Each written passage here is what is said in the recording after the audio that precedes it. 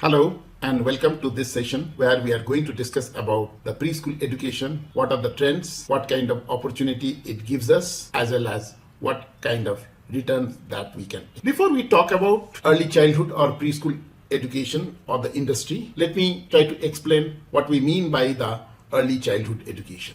Let us look at this chart. So here we are talking about 0 to 6 years. That is the right brain training period. So if we break up this period, 0 to 3 years age is called as absorption period. This is the time child absorbs. Child is genius and absorbs and processes all sensory information at an amazing rate. The next period is 3 to 6 years, which is a kind of a consolidation period. This is the time when the various quotients are developing. Which are those quotients? Intelligent quotients, emotional quotients, and the creativity quotient. Very, very crucial period because this is the foundational period of developing the skills for the future. Next comes 6 to 12 years period. This is a kind of output period.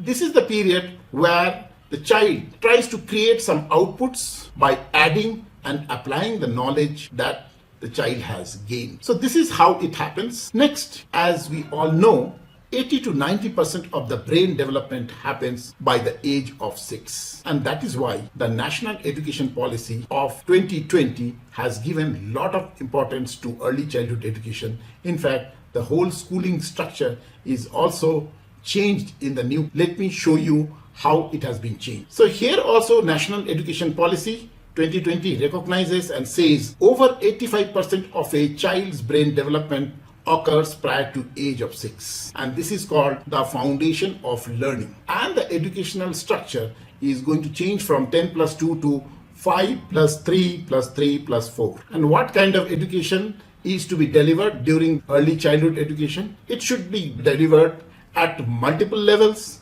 flexible, multifaceted, play and activity based, inquiry and discovery. And the development planes which are focused are the physical and the motor development, cognitive development, socio, emotional and ethical development. Very, very important for the future. Cultural and artistic development, and of course, communication, literacy and numeracy. So as you can see here, the focus is changing from the rote learning, a kind of bookish learning, to the skill development, that is the developing the child for the future. Next, what I wanted to discuss, trends and the prospects. Now, of course, there is an increasing awareness and importance of early childhood education because this is the period, if you do not develop the child in a proper manner with the right inputs, then the future, the skill of the child may not take shape properly. Next is that National Education Policy, which I just now talked about. This also has recognized that, and the rollout of National Education Policy boosted the importance of early childhood education